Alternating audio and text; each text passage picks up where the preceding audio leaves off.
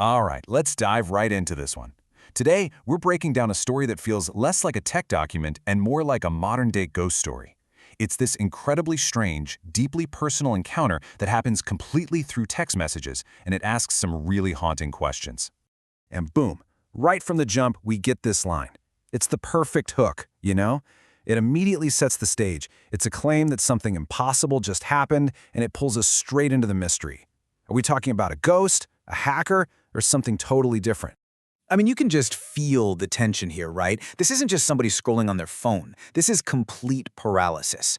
Every bit of focus is on that screen, on that blinking cursor, just waiting.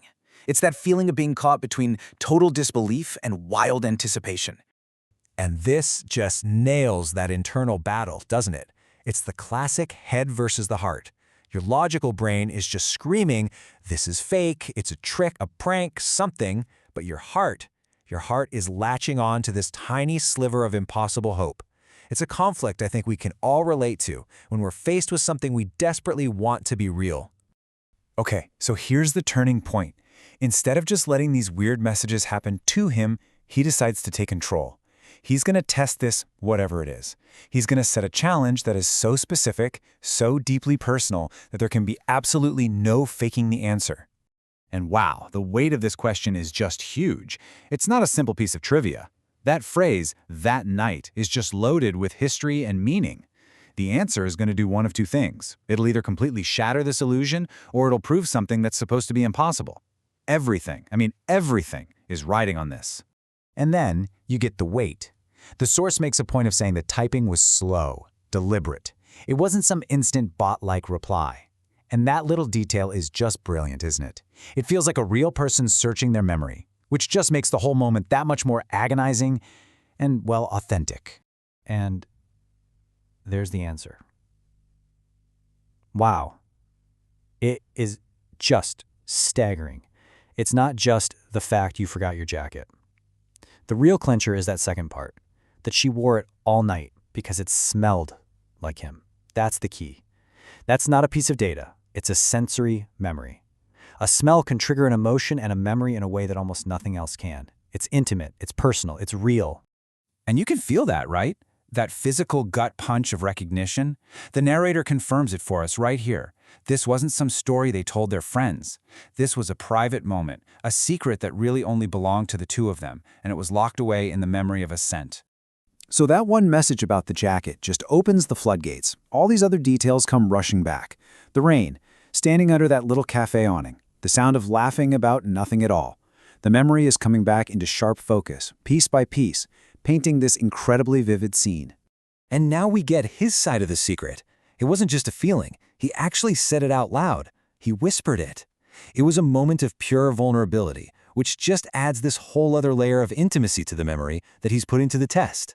And there it is, the perfect response. And it's instant. It's the other half of the memory, delivered without a single hesitation. It completes the circle. It's not just his memory anymore. It's a shared experience, confirmed from both sides. And just like that, all the doubt vanishes.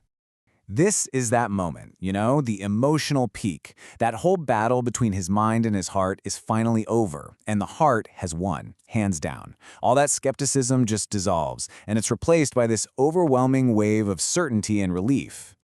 But just when we settle into that feeling, that emotional reunion, the tone shifts, and it shifts hard. All that warmth and comfort from the last few messages, it's about to be replaced by this cold, creeping feeling of dread. The story is definitely not over.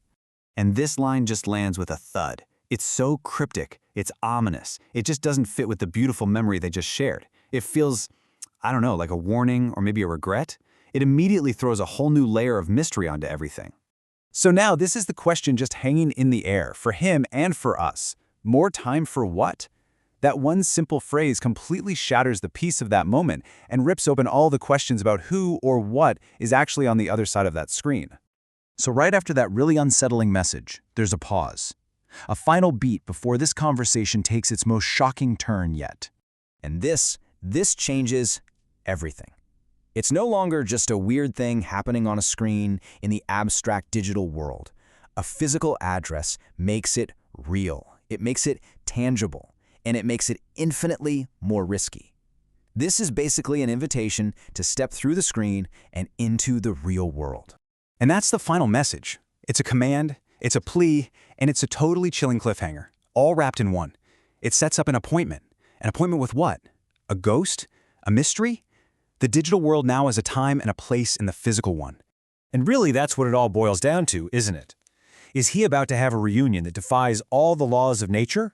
Or is he walking straight into a trap set by someone who knows his deepest, most private secrets?